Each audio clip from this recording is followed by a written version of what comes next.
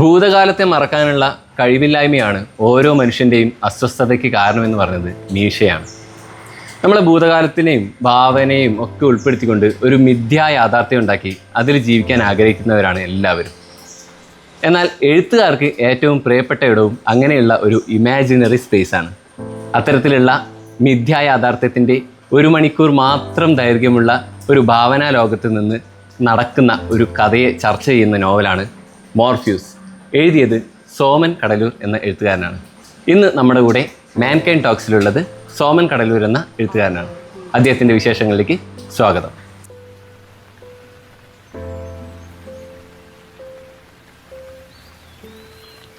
പക്ഷേ എന്തൊക്കെയാണ് വിശേഷങ്ങൾ? വളരെ സന്തോഷം.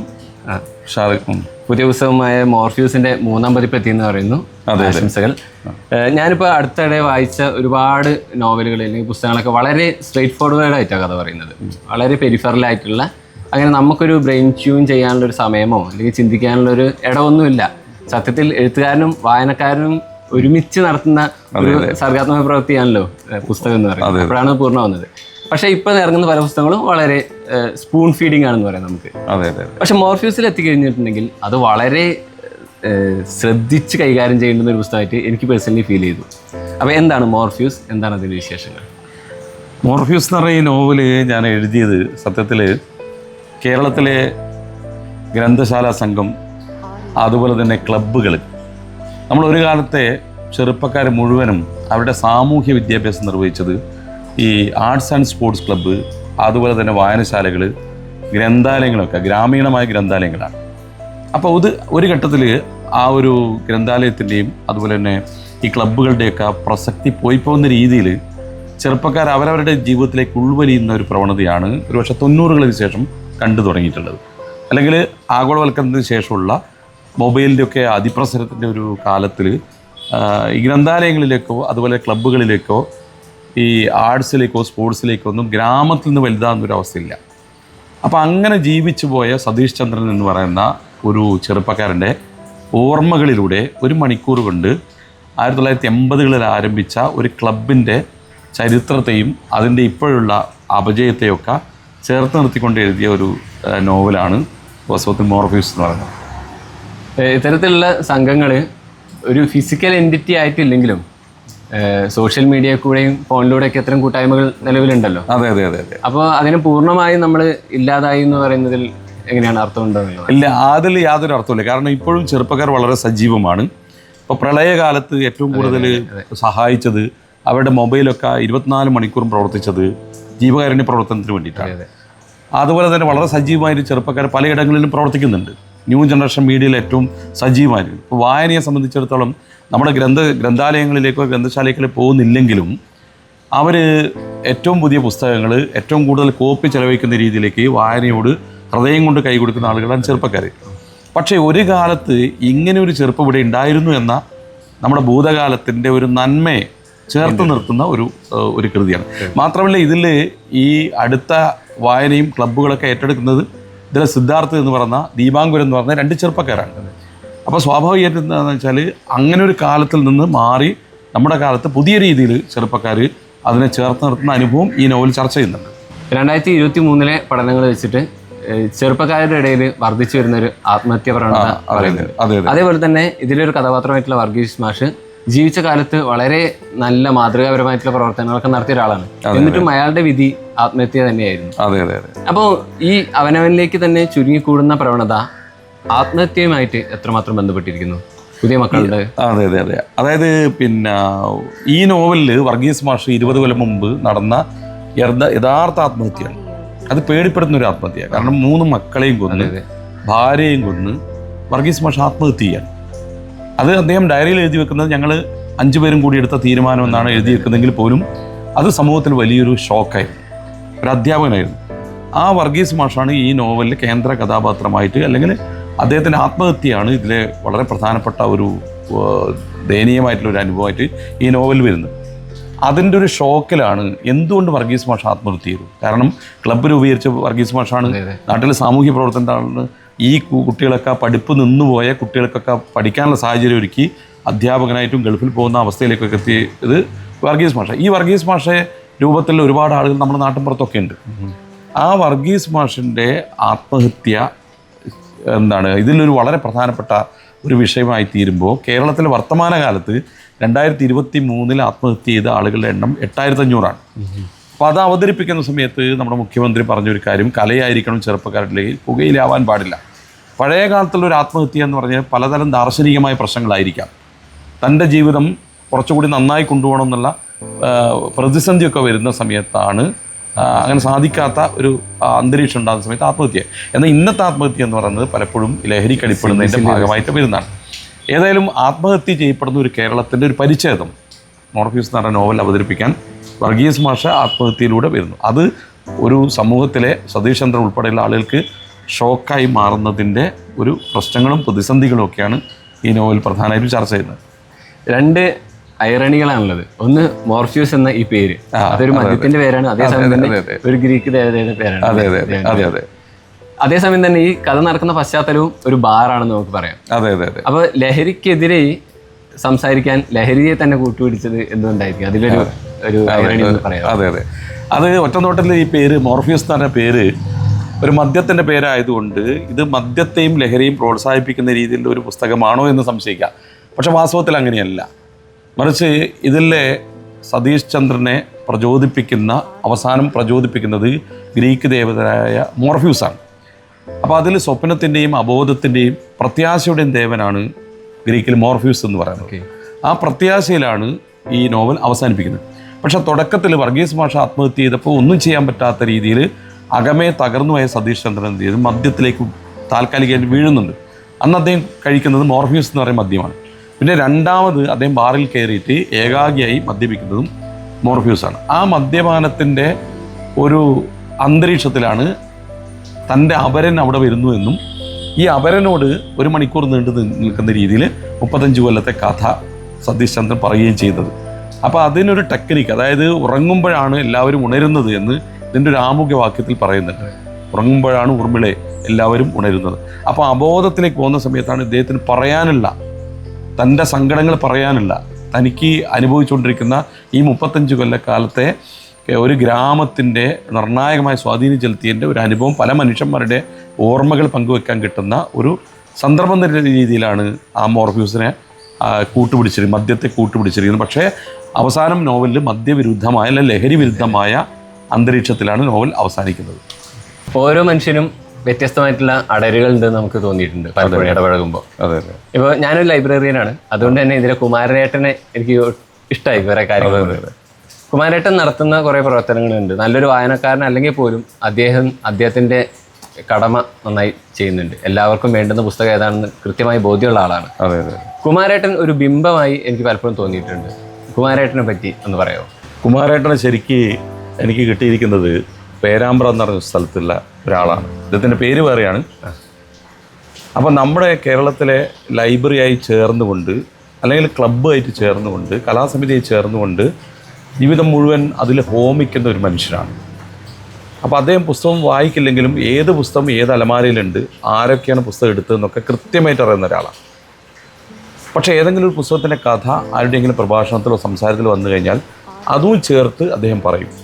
അപ്പോൾ ആ രീതിയിൽ ലൈബ്രറിയായി ചേർന്നുകൊണ്ട്, ഗ്രന്ഥശാലയായിട്ട് ചേർന്നുകൊണ്ട്, ക്ലബ്ബുമായിട്ട് ചേർന്നുകൊണ്ട് പ്രവർത്തിച്ച മനുഷ്യൻ. പക്ഷേ ഒരിടത്തും അദ്ദേഹം ഇല്ല.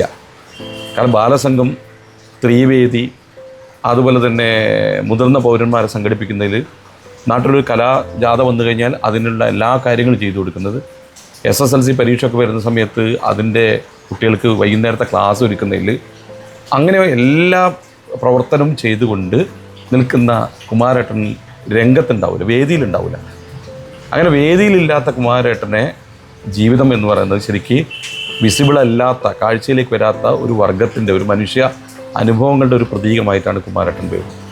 അവസാനം ഈ ഗ്രന്ഥാലയത്തിൻ്റെ ചെറിയ ചെറിയ മാറ്റങ്ങളൊക്കെ വരുമ്പോൾ കുമാരേട്ടൻ പുറത്തായി പോവുക.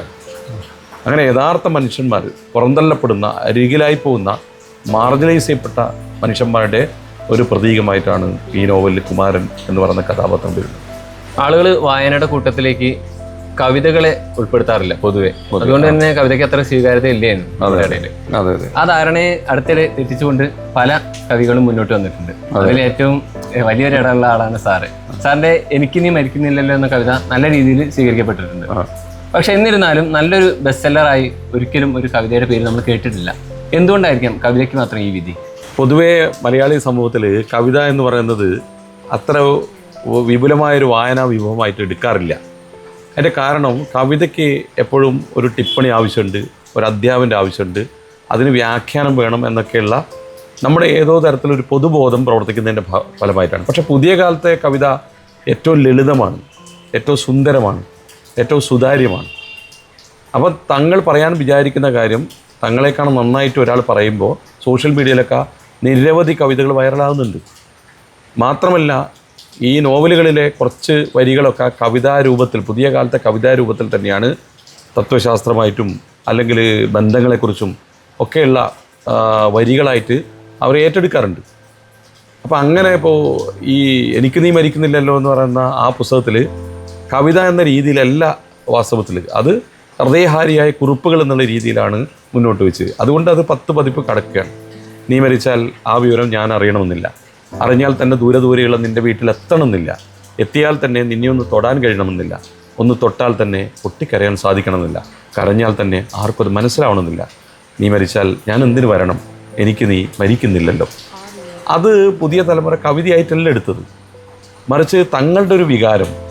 കാരണം തങ്ങൾ കൂടി മരിച്ചാലാണ് ആ പ്രിയപ്പെട്ട ആൾ മരിച്ചു പോകുന്നുള്ളൂ എന്നുള്ള അഗാധമായൊരു ബന്ധത്തെ, സൗഹാർദ്ദത്തെ, സാഹോദര്യത്തെ, സ്നേഹത്തെ അടയാളപ്പെടുത്തുന്ന ഒരു കുറിപ്പായിട്ട് മാത്രമാണ് അത് പുതിയ തലമുറ ഏറ്റെടുത്തത്. പക്ഷേ വലിയ എഴുത്തുകാരൊക്കെ പറയാറുള്ളത് എപ്പോഴും ഗോപ്യമായി വെക്കുമ്പോഴാണ് കവിതയുടെ സൗന്ദര്യം, കവിതയ്ക്കകത്ത് ഒരു കവിത ഉണ്ടായിട്ടെന്ന് പറയാറുണ്ട്. അതെ. അപ്പോൾ അത് നഷ്ടപ്പെടുന്നതോടുകൂടി കവിത അല്ലാതായി മാറുകയല്ലേ എന്നാണ് ചോദിച്ചത്. അല്ല, അങ്ങനെയല്ല. അത് പുതിയ കാലത്തെ കവിത എന്ന് പറയുന്നത് സുതാര്യമാകുമ്പോൾ തന്നെ അത് ആഴത്തിലേക്ക് പോകുന്നത്. ഉദാഹരണമായിട്ട് വീരാൻകുട്ടി മാഷ കവിത വളരെ ലളിതമാണ് കവിത. പക്ഷേ അവിടെ കവിത ഇരിക്കുന്നത് എന്താണെന്ന് വെച്ച് കഴിഞ്ഞാൽ നിങ്ങൾ ഇതുവരെ കാണാത്ത ഒരനുഭവത്തിൻ്റെ ലെയറിനെ തൊട്ട് കാണിക്കുകയും ചെയ്യുന്നു. ഭൂമിക്കടിയിൽ വേരുകൾ കൊണ്ട് കെട്ടിപ്പിടിക്കുന്നു, ഇലകൾ തൊടുമെന്ന് പേടിച്ച് നാം അകറ്റി നട്ട മരങ്ങൾ എന്ന് വീരാൻകുട്ടി മാഷ പറയുമ്പോൾ അതിൽ നിങ്ങൾക്ക് വ്യാഖ്യാനിക്കാനൊന്നുമില്ല. ശരിക്കും അതിലെ വരികൾ നിങ്ങൾക്കറിയാം, വാക്കുകൾ നിങ്ങൾക്കറിയാം. പക്ഷേ നിങ്ങൾ ഇതുവരെ കാണാത്ത ഒരു സ്നേഹബന്ധത്തിൻ്റെ, നിങ്ങൾ മതിൽ കെട്ടിയാലും വേലി കെട്ടിയാലും അതിൽ തിരിച്ചാലും ഹൃദയബന്ധങ്ങൾ ഒന്നിക്കുമെന്നുള്ള ആ ഒരു പ്രഖ്യാപനം ഏറ്റവും ലളിതമായി. അപ്പോൾ അതിൽ കവിത ആ വാക്കുകളിലല്ല ഉള്ളത്. കവിത പഴയ കാലത്തുള്ള കവിതകളൊക്കെ വാക്കുകളായിരുന്നു, കഠിനമായ വാക്കുകളായിരുന്നു.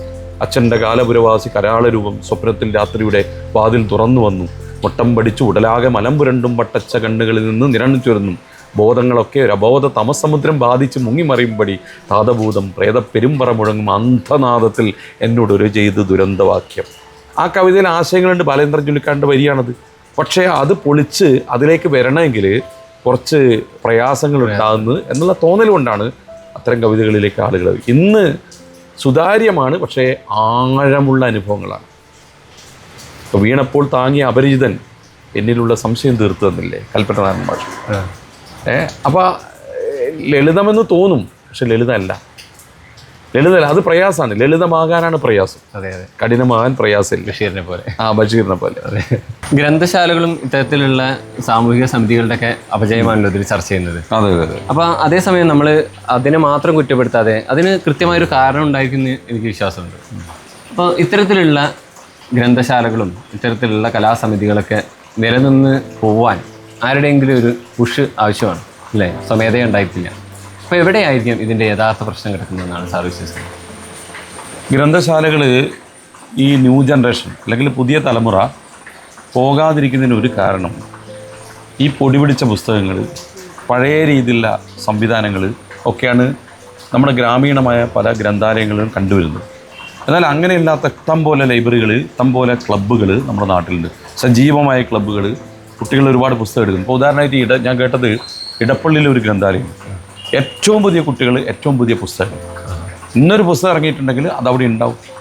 അപ്പോൾ അന്വേഷിച്ചാൽ തങ്ങൾക്ക് ഇഷ്ടപ്പെട്ട പുസ്തകങ്ങൾ അവിടെ ഉണ്ട് എന്നുള്ള ഒരു ധാരണ വരുമ്പോൾ ഈ കുട്ടികളൊക്കെ എത്ര പൈസ കൊടുത്താലും അവിടെ അംഗത്വം എടുക്കും. ആ രീതിയിൽ സജീവമായി സക്രിയമായി ഗ്രന്ഥാലയങ്ങളും ക്ലബ്ബുകളും ഒക്കെ മാറേണ്ടതുണ്ട്. അപ്പം മാറണമെങ്കിൽ പലപ്പോഴും നമ്മുടെ കേരളത്തിൻ്റെ യുവത്വത്തെ നിർണയിച്ച, അവരുടെ സാമൂഹികതയിലേക്ക് നയിച്ച ഈ പ്രസ്ഥാനത്തെ കുറേ കൂടി സർക്കാരിൻ്റെ ഒരു പിന്തുണ ഉണ്ടാവണം. കാരണം അവിടെ ജോലി ചെയ്യുന്ന ആളുകൾക്ക് കുറേ കൂടി നല്ല എന്താ വേതനം കൊടുക്കുക, അതുപോലെ തന്നെ പഴയ പുസ്തകങ്ങളോടൊപ്പം തന്നെ പഴയ ക്ലാസിക്കൽ പുസ്തകങ്ങളോടൊപ്പം തന്നെ ഏറ്റവും പുതിയ പുസ്തകങ്ങൾ അവിടെ കൊണ്ടുവെക്കുക. അങ്ങനെ വായനയുടെ തുടർച്ച, അതായത് സ്കൂളുകളിൽ നിന്നൊക്കെ വായിച്ചതിൻ്റെ തുടർച്ചയായിട്ട് നമ്മുടെ നാട്ടിലെ ഗ്രന്ഥാലയങ്ങൾ നമ്മുടെ ചെറുപ്പക്കാർ വരിക എന്ന് പറയുന്നത് വളരെ വളരെ പ്രധാനപ്പെട്ട കാര്യമാണ്.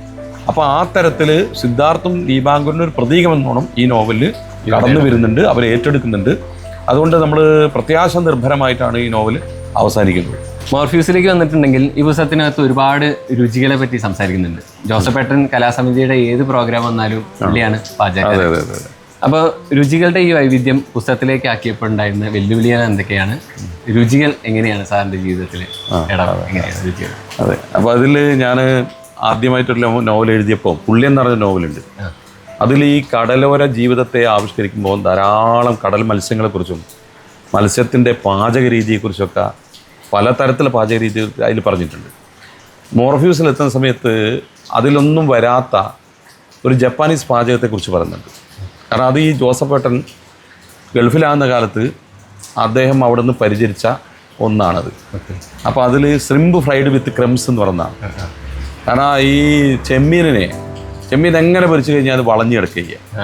അപ്പോൾ ചെമ്മീനെ നേർക്ക് നേരെ നിർത്തി പൊരിച്ചെടുക്കാനുള്ള, ഫ്രൈ ആക്കാനുള്ള ജപ്പാനീസ് ടെക്നോളജി ഉണ്ട്. അതിൻ്റെ നട്ടല് കട്ട് ചെയ്യുക എന്നുള്ളതാണ്. അത് ആ നട്ടല് മുറിക്കുക എന്ന് പറയുന്നത് ഈ നോവലായിട്ട് ബന്ധപ്പെട്ട ഒരു ആശയലോകമാണത്. നമ്മുടെ നട്ടല് പൊട്ടിപ്പോകുന്ന ഒരു അവസ്ഥ ഉണ്ടാകുക. അപ്പോൾ ഈ ചെമ്മീൻ സുന്ദരികളെ എങ്ങനെ നിവർത്തിയിട്ട് പൊരിക്കാനുള്ള, ഫ്രൈ ആക്കാനുള്ള ഒരു ടെക്നോളജിയാണ് വാസ്തവത്തിൽ ജപ്പാനീസ്. അവിടെ നിന്ന് പഠിച്ചിട്ട് ഇവിടുത്തെ ഒരു ഫങ്ഷന് നമ്മുടെ ജോസഫേട്ടൻ പാചകം ചെയ്യുന്നുണ്ട്. ജോസഫേട്ടനാണ് നേരത്തെ സൂചിപ്പിച്ചതുപോലെ, ജോസഫേട്ടനാണ് കലാസമിതിയിൽ എന്ത് പരിപാടി ഉണ്ടെങ്കിലും ചെറുതും വലുതും ആയിക്കോട്ടെ അവിടുത്തെ പാചകത്തിൻ്റെ അതാണ് അയാളെ ഏറ്റെടുക്കുക. അപ്പോൾ അങ്ങനെ ഒരു ഗ്രാമീണമായ രുചി വൈവിധ്യങ്ങളെക്കുറിച്ചും നമ്മുടെ വൈദേശികമായി കേരളത്തിലേക്ക് വരുന്ന പുതിയ കാലത്തെ കുഴിമന്തി എന്നൊക്കെ പുതിയ കാലത്ത് പറയുന്നുണ്ടല്ലോ, അതിൻ്റെ ആദ്യത്തെ കുറച്ച് കാലം മുമ്പുള്ള ഒരു രൂപമാണ് അദ്ദേഹം ജപ്പാനിൽ നിന്ന് അല്ലെങ്കിൽ ചൈനയിൽ നിന്ന് ഒക്കെ പഠിച്ചു വന്ന, ചൈനക്കാർ പ്രാവർത്തികമാക്കുന്ന, ഗൾഫിൽ നിന്ന് അദ്ദേഹം പഠിച്ചു വന്ന ഈ ശ്രിമ്പ് ഫ്രൈഡ് വിത്ത് ക്രംസ് എന്ന് പറയുന്ന ഒരു പാചക രീതി. അത് അതിൻ്റെ ഡീറ്റെയിൽ ആയിട്ട് അതിൽ വിശദീകരിക്കുന്നുണ്ട് എന്നുള്ളതാണ്. ഒരു കഥ നമുക്ക് എങ്ങനെ വേണമെങ്കിലും പറയാം, പക്ഷേ ആ പറയുന്നതിൻ്റെ ആ ആഖ്യാനത്തിൻ്റെ രീതിയാണ് അതിൻ്റെ സൗന്ദര്യം. മോർഫ്യൂസിൻ്റെ ആഖ്യാനം എത്തരത്തിലുള്ളതാണ്? അതായത് നമ്മൾ നാട്ടിൽ ഇറങ്ങിക്കഴിഞ്ഞാൽ, അല്ലെങ്കിൽ നമ്മുടെ സുഹൃത്തുക്കൾക്കിടയിൽ തന്നെ ധാരാളം കഥകളുണ്ട്, മനുഷ്യൻ്റെ ജീവിതമുണ്ട്. പക്ഷെ അത് എങ്ങനെയെങ്കിലും പറയുന്നതല്ല പുതിയ കാലത്തെ നോവൽ എന്നാണ് പ്രിയപ്പെട്ട ഒരുപാട് ആളുകൾ ഇതിനെക്കുറിച്ച് പഠിച്ച ആളുകൾ പറയുന്നത്. അപ്പോൾ ഈ നോവലിൽ 1 മണിക്കൂർ കൊണ്ട് ബാറിൽ 8:02 കയറിയിട്ട് 9:02 ബാറിൽ നിന്ന് ഇറങ്ങുന്നു. ആ 1 മണിക്കൂർ കൊണ്ട് എങ്ങനെയാണ് 35 കൊല്ലം നമ്മുടെ കലാസമിതിയുടെ, നമ്മുടെ ലൈബ്രറിയുടെ 35 കൊല്ലത്തെ ചരിത്രം എങ്ങനെ പറയാം എന്ന പരീക്ഷണമാണ് വാസ്തവത്തിൽ. അതുകൊണ്ട് സുദീർഘമായ ജീവിതത്തിൻ്റെ വഴികളിലൂടെ സഞ്ചരിക്കുമ്പോൾ തന്നെ അത് 1 മണിക്കൂറിനുള്ളിൽ പറയുന്നുണ്ട്. അതായത് 55 കൊല്ലത്തെ ചരിത്രമാണ് വാസ്തവത്തിൽ, കടലിൻ്റെ ചരിത്രമാണ് പുള്ളിൽ പറഞ്ഞെങ്കിൽ 1 മണിക്കൂർ കൊണ്ട് എങ്ങനെയാണ് ഇത് ആവിഷ്കരിക്കുക. അതുകൊണ്ടാണ് 35 മിനിറ്റ് കൊണ്ട് ഇത് വായിച്ചു തീർക്കാം, 35-40 മിനിറ്റ് കൊണ്ട് ഇത് വായിച്ചു തീർക്കാം. അപ്പോൾ അത്ര ദൈർഘ്യം കുറഞ്ഞ, താരതമ്യേന പേജ് കുറഞ്ഞ, എന്നാൽ അതിലെന്താണ് ഈ ചരിത്രത്തെയൊക്കെ തൊട്ട് പോവുകയും ചെയ്യുന്നത്. കഥാപാത്രങ്ങളുണ്ട്, സംഭവങ്ങളുണ്ട്, മനുഷ്യാനുഭവങ്ങളുണ്ട്, സമകാലിക യാഥാർത്ഥ്യങ്ങളുണ്ട്. പക്ഷെ അതൊക്കെ എന്താണ് 1 മണിക്കൂറിനുള്ളിൽ എങ്ങനെ പറയാമെന്നുള്ള പരീക്ഷണത്തിൻ്റെ ഒരു ഫലം എന്നുള്ള രീതിയിലാണ് മോർഫ്യൂസിനെ ഞാൻ കാണുന്നത്. മോർഫ്യൂസിൻ്റെ പുറംചട്ടയിൽ എന്നെ ആകർഷിച്ച ചില വരികളുണ്ട്. അതെങ്ങനെയാണ്? ശത്രുക്കളെ അത്രമേൽ ഭയപ്പെടേണ്ടതില്ല, എന്നോ മരിച്ചുപോയ പാവങ്ങളാണ്. കഠിനമായി സ്നേഹിക്കുന്നവർ അങ്ങനെയല്ല, പേടിക്കണം.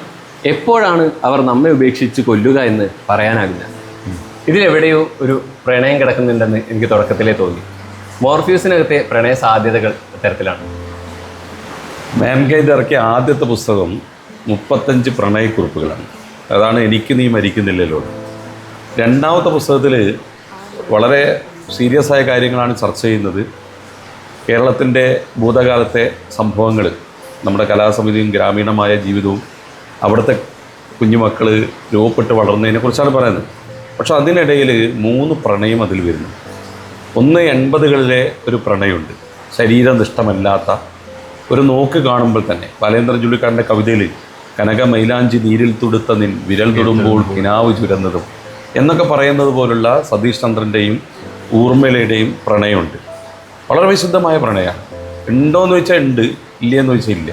രണ്ടുപേർക്കും മനസ്സിലുണ്ട്, പക്ഷെ തുറന്ന് പറയുന്നില്ല.